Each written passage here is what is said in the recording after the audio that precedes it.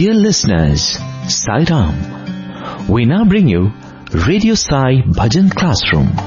Today's episode was first aired on the 2nd August 2018 as part of Thursday Live programs on Asia Stream of Radio Sai. This program is hosted by Team Radio Sai's Bishu.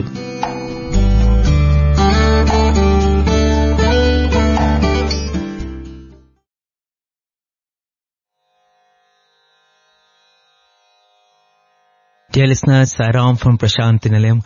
I'm Team Radio Sai's Bishu and welcome once again to a lovely episode of Radio Sai Vintage Bhajan Classroom. Today we have a sweet bhajan adoring our Lord as Lord Krishna. So it's a lovely tune, very simple, very beautiful. Here is how the first line of the bhajan flows. Radha, Radha, Gokula Bala. So this is what we will learn now, and like in every episode of this program, let's get started with the lyrics. Then we'll move on to the raga, the tune, and then you're going to have a beautiful session of satsang with Brother Sai Giridhar. He's going to share his insights on the words that make the bhajan. And after that, you will listen to the final version of this bhajan as it is sung in the Sanctum Sanctorum of Prashanthi Nilayam. So let's get started with the lyrics. Radha, Radha, Gokula, Bala, Nanda, Nanda, Mukunda, Gopala, Navanita, Chora, Shama, Gopala, Radha, Madhava, Rasa, Vilola. So those are the lyrics of the bhajan, and here is the tune of the bhajan. Brother Ravi Kumar along with Brother Anirudh will now give us a slow demonstration of the tune of the bhajan. No beats, no instruments, just the tune, simple and clear. This bhajan is being sung in the scale G sharp Pancham. Radha, Radha, Gokula Bala. Radha, Radha, Gokula Bala. Radha, Radha, Gokula Bala. Radha, Radha, Gokula Bala. Nanda, Nanda, Mukunda Gopala. Nanda, Nanda, Mukunda Gopala. Nanda, Nanda, Mukunda Gopala. Nanda, Nanda, Mukunda Gopala. Navanita Chora, Sham Gopala. Navanita Chora, Sham Gopala. Navanita Chora, Sham Gopala. Navanita Chora, Sham Gopala. Radha Madhava Rasa Vilola. Radha Madhava Rasa Vilola. Radha Madhava Rasa Vilola. Radha Madhava Rasa Vilola. Radha, Radha, Gokula Bala.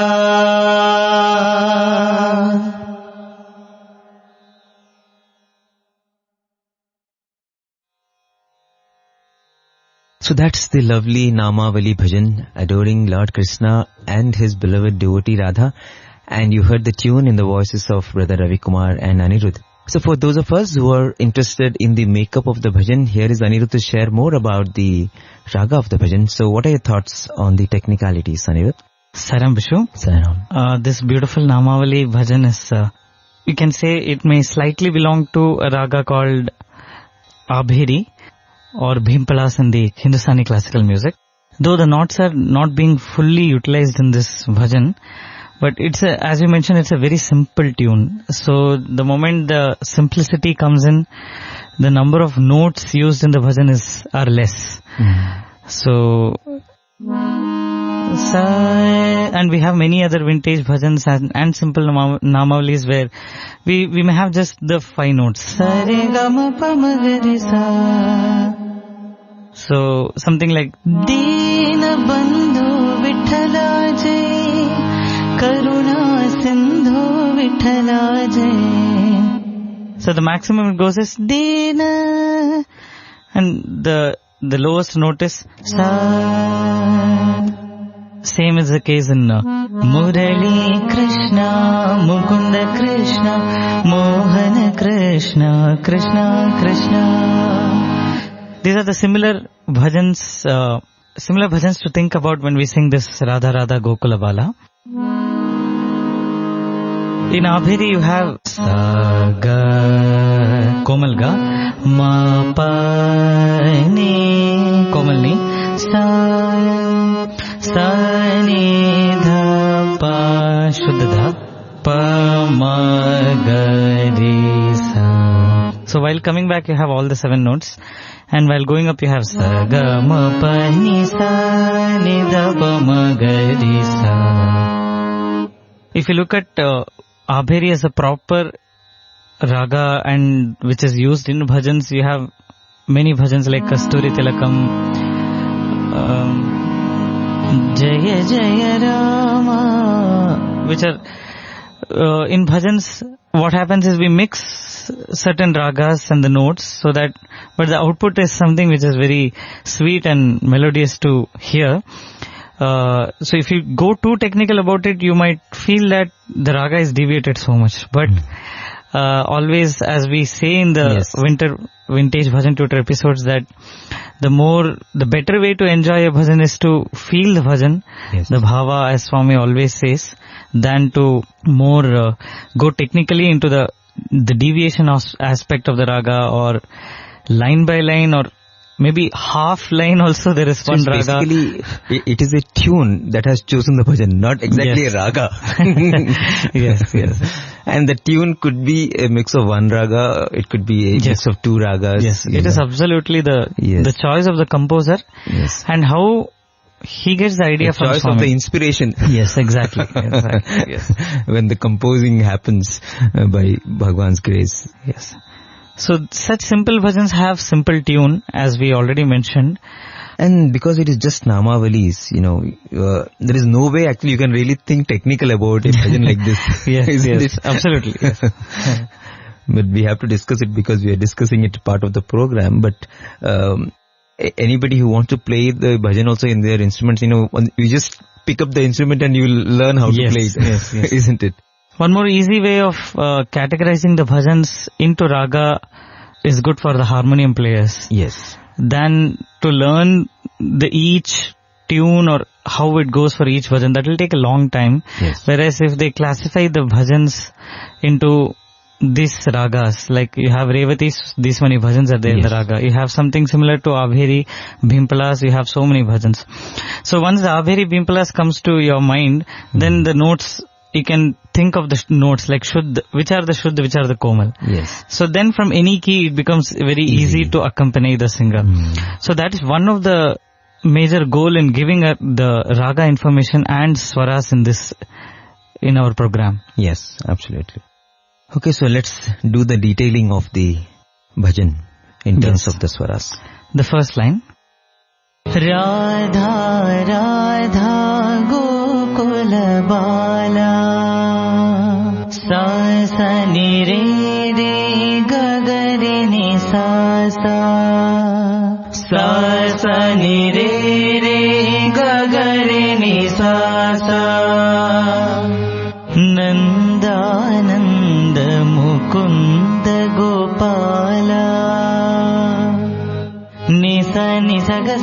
pa pa pa pa sa ni sa sa. Ni sa ni sa ga sa ni pa pa pa pa sa ni sa sa. The second time we sing this line differently. Nandananda Mukunda Gopala. Nisa nisa ga sa ni pa pa pa ma pa ga ma pa sa sa. Nisa nisa ga sa ni pa pa pa ma pa ga ma pa sa sa. Navanita choda Shyama Gopala. Nisa ga ma pa pa ga ma pa ma ga re sa. Nisa ga ma pa pa ga ma pa ma ga re sa. Radha Madhava Rasa Vilola. Ga ga sa sa ga ma pa ga re ni sa sa. Ga ga sa sa ga ma pa ga re ni sa sa. Really a very simple bhajan, isn't it? Yes. So the beat also is simple? Yes, the beat of this bhajan is 8-beat, Aditalam or Kahirva in the classical music. Let's have the count. 1, 2, 3, 4. 1, 2, 3, 4. 1, 2, 3, 4. Radha Radha Gokula Bala. Radha Radha Gokula Bala. Nanda Nanda Mukunda Gopala. Nanda Nanda Mukunda Gopala. Navanita Choda Shyama Gopala. Navanita Chora Shyama Gopala. Radha Madhava Rasa Vilola. Radha Madhava Rasa Vilola. Radha Madhava Rasa Vilola. Radha Madhava Rasa Vilola. Radha Radha Gokula Bala.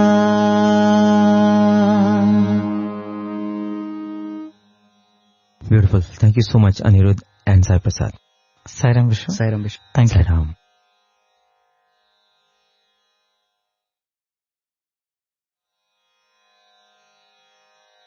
So with that, we are done with the technicalities of the bhajan. We know the raga, we know the beat, and now it's time to spend on the feel of the bhajan. What this bhajan means to us, what this bhajan can do to us, how we can use this bhajan to connect with our Bhagwan, how we can use this bhajan to convert our bhajan session into a lovely sadhana to connect with the Lord.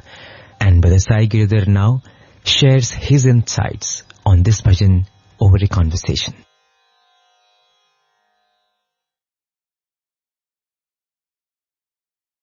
So welcome Brother Giridhar to Radio Sai Vintage Bhajan Classroom. Sairam, brother. This is the first time we are having you for the Bhajan Sadhana program. But, bhajans are something that everyone can relate to. It's not just the singers. Everyone is a participant. Everyone is a singer. Everyone tries to connect to Bhagwan through a bhajan. You may not be someone leading the bhajan, but there's always a bhajan going on in your mind, whoever you are. Once a bhajan has fallen into your ears, it just stays and it just continues to become a part of you. So, and now we are in this process of reviving these beautiful melodies, which Bhagwan used to relish in. Bhagwan used to listen in the yesteryears, in the 60s and 70s. So these are bhajans, which are so fortunate that, they were able to offer themselves to the Lord. And Bhagwan loved listening to these bhajans. And these were very, very simple namavalis. Most of these vintage bhajans are of that nature. You don't even have Daya Karo, Krupa Karo. You just have only the names. But there is so much sweetness in just like, this bhajan. How did you feel when you heard this bhajan? In fact, this particular bhajan was so beautiful to listen to. I was literally reeling in bliss, if I can put it that way, because there were so many Bhagavatam stories of Swami, of both stories from Sai Krishna's life and from Krishna's life from Dwapar Yuga, where coming to the memory and the mind, and they were so sweet and nectarine that it was filling the heart with love and joy. This is essential for doing the bhajan sadhana, because I am one of those fortunate people who is not the lead singer. So I have to really... Fortunate because then I got to explore how do I really please Swami. Yes, you don't have to really think so much about the tune. You can just be lost only in the bhava of the bhajan. Yeah, that was, I think, one of... And I'm sure the lead singers, brother yourself, you yourself are one of the bhajan singers in Mandir. You might have to focus on the beat and the rhythm, and also keep up with the pace and all that. Yes. I have the good fortune of not bothering about it, those things in a sense. Yes. Whenever I want. Whenever you want, you can follow a line outside, you can follow a line inside. You can close your eyes. If you want, you can just utter a word, or at sometimes you just utter the word just to yourself, just relish that name. Yes, totally. And it has happened many times. Especially there's this word called Mukunda, I'll come to that, which was a very beautiful experience which Bhagwan blessed with. But coming to the first few words of this beautiful bhajan, Radha, Radha, Gokula Bala, the very word Radha itself. Swami says that she was the epitome of Sarvarpita Bhavam, complete surrender to God. And her state or her love for Krishna is indescribable. Means I'm at loss of words literally to even articulate what I'm feeling in my heart now when I think of Radha and Krishna. It is so sublime, so pure and absolutely divine. There is a story that one of the brothers who had the good fortune of one-to-one listening to it from Swami in the interview room, he was very kind to share this story and about Radha. Swami told him that after all the Kurukshetra war and everything was over, Lord Krishna decided to come back to Vrindavan. And Mother Yashoda, father there, Nanda, all of them were there. All the Gopalas, Gopikas were there. But after paying respect to his parents, Krishna went straight to the banks of Yamuna, because he knew that there he would find Radha. So on the banks of Yamuna he went, and he saw Radha seated under a tree. Just near the waters of Yamuna, sacred waters of Yamuna, and Krishna thought of a prank. He hadn't been this kind of prankish young kid after he left the land of Vrindavan. Once he moved to Mathura, he became an administrator. Of course, he played many divine pranks, but they were of administrative, political and various other natures.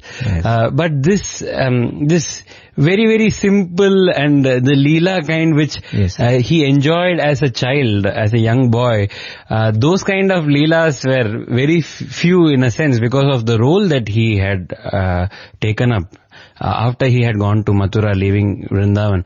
So this is the time that he has come back to his playground, literally. Just like how our Vrindavan was Swami's playground. So he used to have a lot of fun with the students in Vrindavan, but very, very serious and strict in Prashant. So it's something like that, So Vrindavan has always been Swami's playground. But the Vrindavan of Sai Krishna also was a playground. That's a different story. That is what I'm saying. So Vrindavan of Sai Krishna was a playground. While Prashant Nilayam was office, head office, and he was kind of serious here.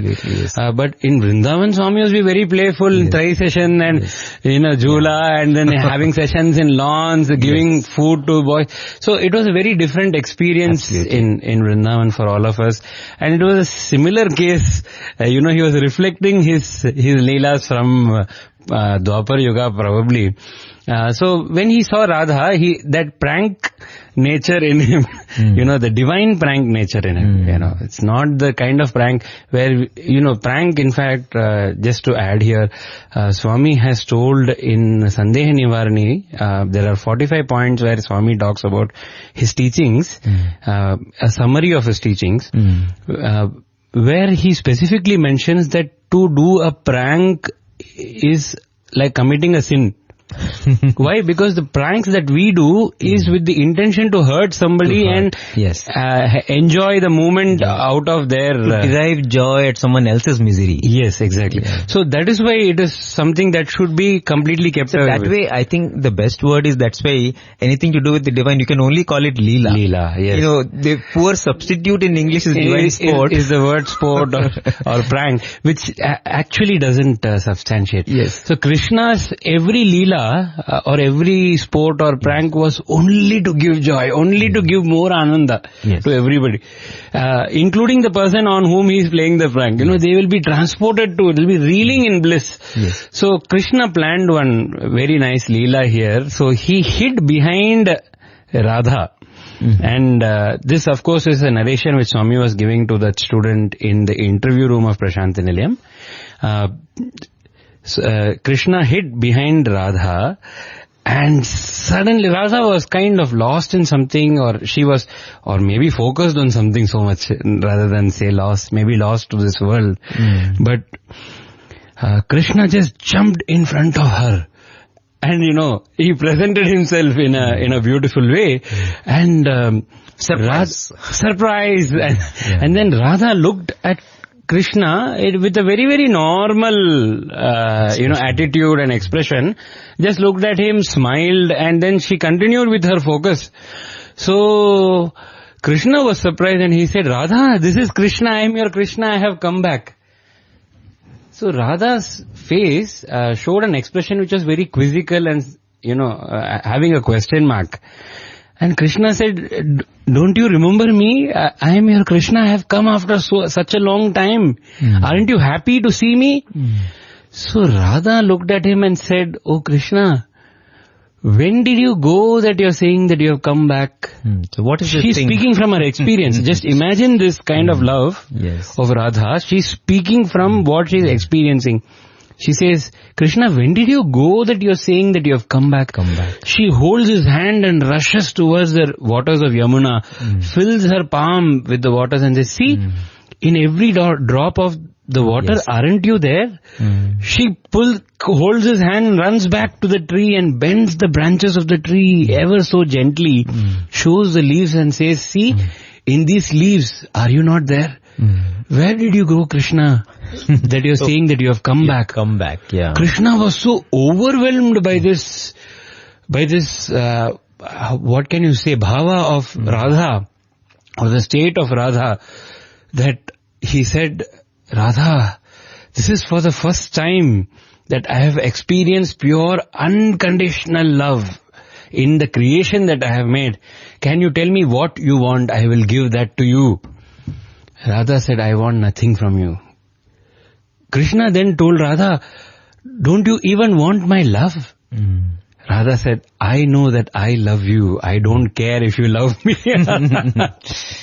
Love me back or not. Yes. This was the unconditional love that Radha had. And Swami had told that brother that for the first time the avatar went down on his knees and then said, I have received something from my creation for the first time in the entirety of time. This was Krishna's statement to Radha. So Radha's love for Krishna, I remember is like so many discourses, Bhagavan used to always say that, there is nothing that you can give to the Lord, and there's nothing that the Lord expects from us, because what is it that you can give? As Bhagavan used to say, patram, phalam, pushpam, all the fruits, flowers, everything is His creation. What petal of tulsi are you going to the one who's created the entire flora and fauna that you see around us? But always Swami used to say, there's only one thing that you can give, and that is the pure essence of your heart, and the pure love from your heart. And I think this is one instance where, we have seen the pinnacle of what devotion can be, and perhaps Swami is telling us, see, if at all you want to give me something, this is what, if you can offer this, then the Lord also becomes a beggar in front of you, actually. In fact, when Swami told that Radha ka Aadhar hai Dhara Aradhana, means her very foundation is that incessant Aradhana. And this Aradhana was not, as you beautifully mentioned, through Phalam, Pushpam, Toyam. And as Bhagwan said, offer the Patram of the Kaya, of the body, the leaf of the body, the Phalam of your mind, the fruit of your mind.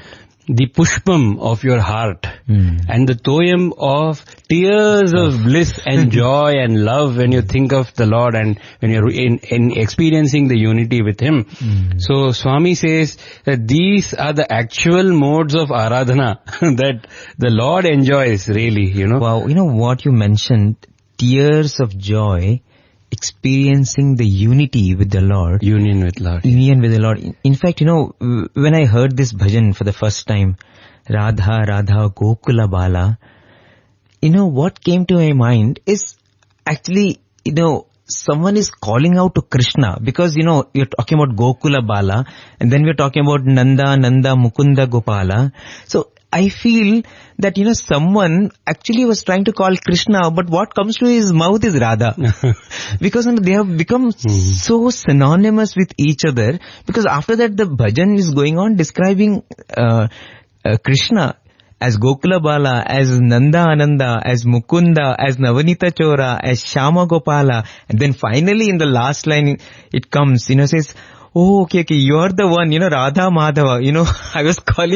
I wanted to call Krishna, but only what came to my mind is Radha, and that's because you are Radha Madhava, you are the Lord of Radha, and you are the one who is Rasa Vilola, who has done that beautiful Leelas in Vrindavan with Radha and the Gopikas and the Gopalas. In fact, what you just said, brother, is so beautiful, and there is a particular experience in the interview room that comes to my mind.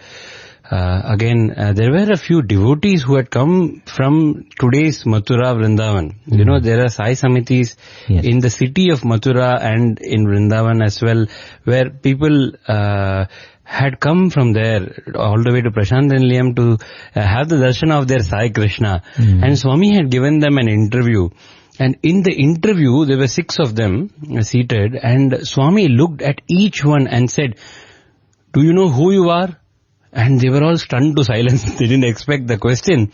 And then Swami went on to say, "You are Radha, you are Radha, you are Radha, you are Radha, you are Radha," to each one of them. Wow. To convey what Mother Sita had told in Ramakatha Rasavayani. Bhagwan beautifully describes how Mother Sita tells Mother Anasuya in the ashram of Atri and Anasuya, when she was asked by the Rishi Patni, Mother Anasuya, what is the principle of Rama? And Mother Sita replies that all the beings in this entire creation, everything that you see is just 3 or Prakriti, are all feminine in nature. The only Purusha or masculine in nature is Rama. That is the Rama Tattva, not the physical body of Rama. In fact, to reiterate this, there is a book called Adbhuta Ramayana. The author of it is still little ambiguous, but it is an ancient text, Adbhuta Ramayana. And in Adbhuta Ramayana, it is said that sage Bharadvaja approaches sage Valmiki and says, "Tell us those aspects which you have not written in the Ramayana." And then it is said that the Adbhuta Ramayana is revealed. In Adbhuta Ramayana, there is a particular subject or a chapter where post killing of Ravana, Mother Sita tells Rama that the task is not done. You have killed only the 10-headed Ravana. There is a 1,000-headed Ravana who is there in the northeast direction from Ayodhya. So unless he is vanquished, all the adharma in this world will not be put to check or control. So they go there, and there's a long story, but to cut it short, actually what happens is Rama is hit by an arrow by the Sahasra Dala Ravana, the 1,000-headed Ravana, and Mother Sita assumes the form of Kali. And she destroys this 1,000-headed Ravana and all his denizens in one shot. And then Rama is revived by the sages who are around, sage Vashishta, Vishwamitra, and all other great sages and devas who are around. They revive the physical body of Rama, it is described there. As soon as he gets up, he gets up with the aggression that I must now, defeat this Rakshasa. So when he gets up and he sees there is no Rakshasa, so all the sages very reverentially tell Rama that, oh Rama, all the demons have been killed by Mother Sita, who was so tender and Saumya, Yes. so soft in her nature.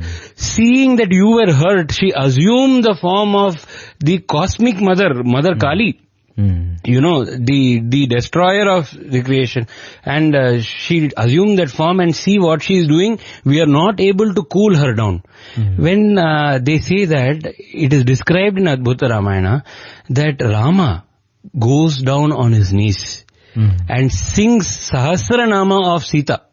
Oh, okay. So this was little bit, I was unable to understand what is the significance of this, because we always thought of Rama as the tattva from which everything came. So obviously he is not the physicality of Rama, but the tattva of Rama is the source of entire creation, including Kali and Durga, Lakshmi, Saraswati, everything.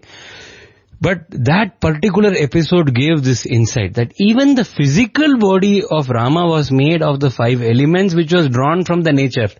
So what went down on the knees were the 5 elements, that is the physical body of Rama, which was paying tribute to its own mother, which was Kali, in the form of Kali, and sung the praise of Mother Sita. So Rama is the only Purusha. So from that point of view, all of us are just Prakriti Swarupas, And Swami, from this light, from this point of view, he said, you are Radha, you are Radha, you are Radha, you are Radha. Meaning all of you are Prakriti, and Swami is the only Purusha Tattva. That is, realize the Atmic self in you, that is the Purusha Tattva. And that is the last line in this, where Swami says, or the bhajan says rather, Radha Madhava Rasa Vilola. Madhava, Ma means Maya. Yes. Madhava means the master of Maya, yes. Or the husband or the master of Maya. Yes. So Radha itself is Prakriti, which is Maya Swarup. Yes. And Madhava means the master, the lord of Maya. So Radha Madhava, that's why these two words are again combined seamlessly. Radha Madhava. Rasa Vilola means what? Who is Maya? Lord Krishna himself said, Mama Maya Durattaya in Bhagavad Gita, means this Maya is mine only. Means I myself have manifested as this Radha, or as Prakriti, as Maya. So this is me only, my own expression, my vibhuti it is. So they are inseparable in that way. But again, going back to taking refuge in Ramayana, Swami, during the marriage of Rama and Sita, beautifully describes how even if one takes refuge in Prakriti with the prayer that, oh Mother, lead me on to the Purusha or the Supreme Self, Mother very compassionately, because she loves us so much, very compassionately takes us and puts us across her own Maya Self, and at the lotus feet of the Sadguru, who is the Purusha himself, the Adi Purusha himself. So Radha Madhava Rasa Vilola means this whole game of I separated myself from myself to love myself is Radha Madhava Rasa Vilola. And we are all Radhas, that is what Swami was saying. So our only duty, our only purpose of birth is to love Swami. There is no other reason why we are here. That Adi Purusha is our true nature, and Radha's eternal endeavor was to be in union with Krishna. And by Swami, by reiterating this to us, saying, you are Radha, it means our eternal endeavor is only to be in union with Sai.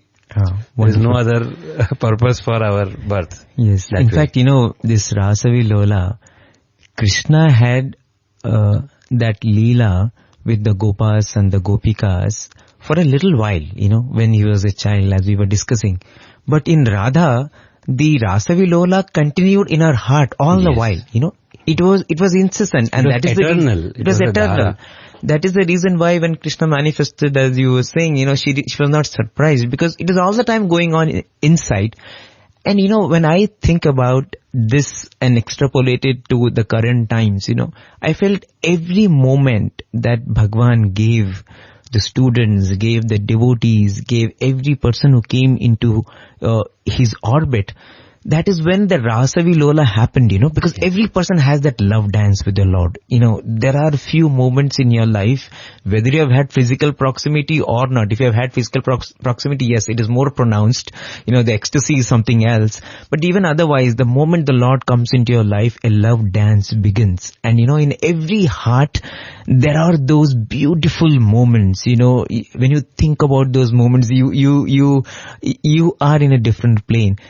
And those Rasa Vilola moments in every heart, those are truly the eternal springs of joy, eternal springs of inspiration. When you look at the form aspect of Bhagwan and the aspect of him without the form, I many times feel that, when Bhagwan was there giving darshan every day, used to go and sit there and relish in everything that was happening in the Sai Kulwant Hall, or whether in the Sai Ramesh Hall, or in Sai Shruti in Kodaikanal. So that Rasa Vilola was happening outside, that Rasa Krida was happening outside. Suddenly he will create something, suddenly he will say something, suddenly he will announce something, that was happening. But slowly Swami ensured that we learned to internalize this, so that, there came a time when suddenly when the form withdrew, you learned how to experience that same joy, continue the same bliss, but now do a deeper sadhana, just like Radha. Let this dance go on, but let it go on in a deeper manner. Let it go on with much more awareness. Let it go on with much more wisdom and with much more profundity of what it can do to us. So that way, I feel this Rasa Vilola is a very, very profound blessing that Swami gives to every devotee. In fact, you have put it so succinctly, I would say, because there is one other experience that comes to my mind where Swami had asked the boys, do you know who Radha was? And they were all dumbfounded, and Bhagwan himself continued and said, union in separation, separation in union. Yes. So they were all wondering what that means. So Swami went on to explain and said, see, when she was physically separated with Krishna, the beautiful Ras Leela which you just explained with our physical Lord here in his avatarhood, Swami put this in those two phrases, union in separation, separation in union. This is the story of every devotee of Sai. When there was physical separation from Swami's beautiful avataric form, there was union inside the heart. Mm-hmm. So Radha experienced oneness with Krishna as her own self inside her heart, as the Atma Tattva. And when Krishna would come in physical in front of her, she would engage with the body and mind, so that she can enjoy the Krishna avatar, the beautiful manifestation of the Lord in front of her eyes. So, dono haath mein laddu, to be filled with sweets and savories in both your hands. So she enjoyed Iha and Para, both. But the point is, her was Dhara Aradhana, means it was an unbroken stream. So either it was inside or it was outside. So you enjoy Swami's Leelas outside. At that time you are enjoying him in his manifest form, and when nothing like that is visible to your eye, you are continuously anyway enjoying the inner Swami. So that is the most beautiful, means you are never not enjoying Swami's Leelas. It is as good as what Bhagwan has mentioned about the creation. I separated myself from myself to love myself. So same thing Radha was doing when Krishna is coming in the front. So she is like separating that Krishna which is there inside, just so that she can relish those moments of serving Krishna, of being with Krishna. And once that Krishna on the outside disappears, then she's back again with her Lord. In fact, today our Swami is there in all the devotees, in all the beings, whether it's plants, animals. Swami says, see me in everybody. So when we get to enjoy his Leela through the creation, that time we, with with the bhava that this is my Swami, we serve the creation. Means we be a part of this whole service. I cannot say we serve because even he's working through this body also, this mind also. So we enjoy being part of this whole beautiful expression of love in the form of seva. And when we are to ourselves, even at that time, we are enjoying the bliss of Atma Rama, or our Sai Krishna, who is the indweller. As he told in Bhagavad Gita, Sarvasya chaham hridi sannivrishta. I am the resident of each one of your hearts. I am the core of your being. So, this also reminds me of one more experience, which is the third line of this bhajan. And it's so important to recount the experiences as well, because they create such imageries and memories in the mind. Those imageries by themselves are imaginations, but the bhava that they trigger is very, very important. And for both bhajan and bhagavatam, the first syllable is bha, which represents bhava. Yes. Without bhava, Swami says there can be no bhajan. Yes. It becomes ja. It's in one discourse, Swami says it is bhavyam. Bhavyam. So the bhava can emerge. As I told you, I am fortunate not to be a lead singer. So I, in my own ruminations and trying to learn from Swami's teachings, I found a discourse where Swami, in fact, very nicely you gave an introduction here and said that these are namavalis. Where you just hear names of the Lord, but it is so sweet. But Swami, in a discourse in the 1960s, had mentioned this. He gives an elaborate discourse on only bhajans. And he describes the various types of bhajans.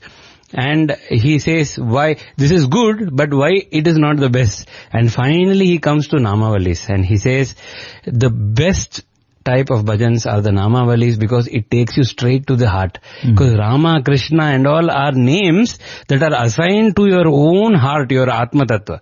So straight to the heart it takes you. And in that context there is this Bhagavatam of the Lord where Navanita Chora Shama Gopala. This happened in Trai Vrindavan.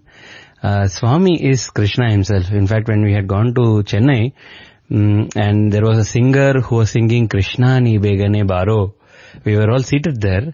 Swami was expected to come and the singer was singing Krishna Ni Begane Baro. Oh Krishna, come to me quickly. And Swami entered and he heard that line. And very spontaneously Swami said, Ada Vandache. Oh, I have come. So he is Krishna.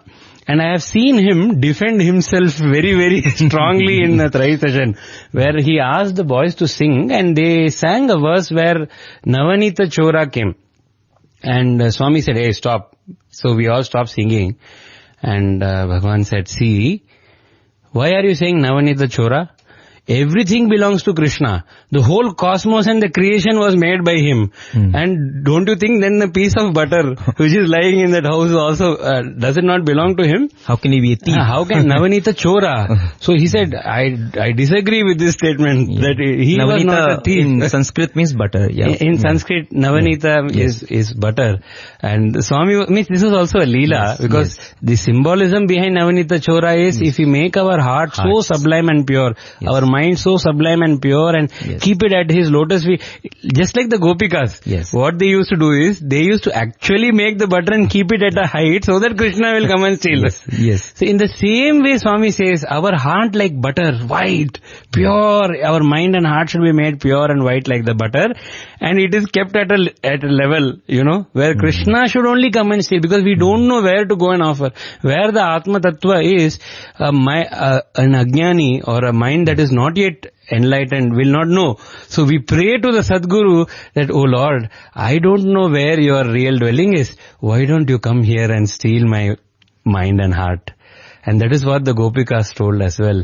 They said we had one mind and our Krishna took away that mind. So we have nothing here to experience or know in this world.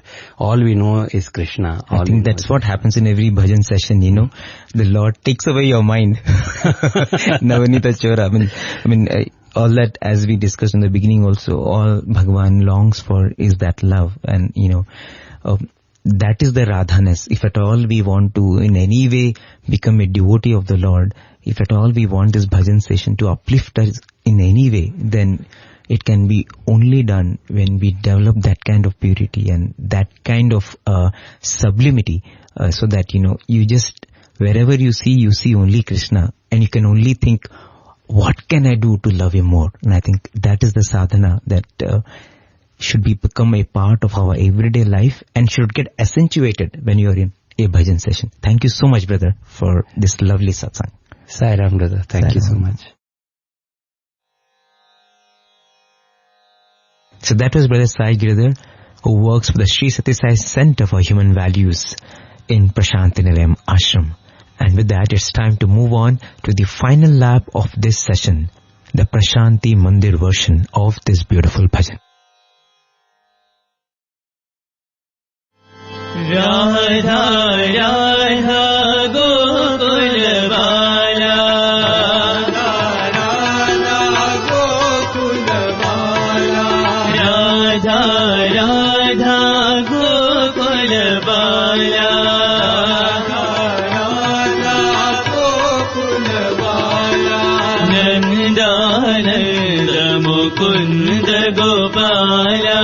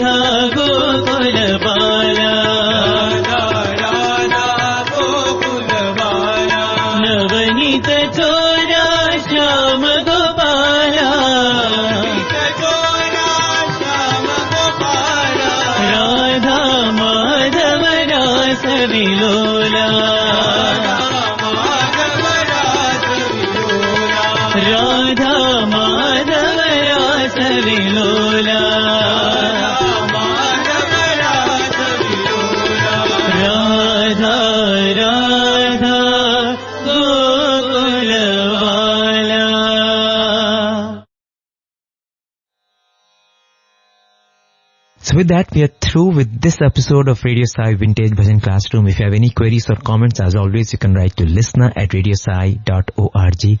We're really grateful to Bhagwan that he has given us this opportunity to offer this bhajan at his lotus feet.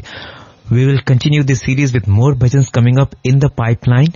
If you have any queries or comments, as always, please feel free to write. You can write to listener@radiosai.org. With gratitude at his lotus feet, we bring this session to a close. Thank you so much.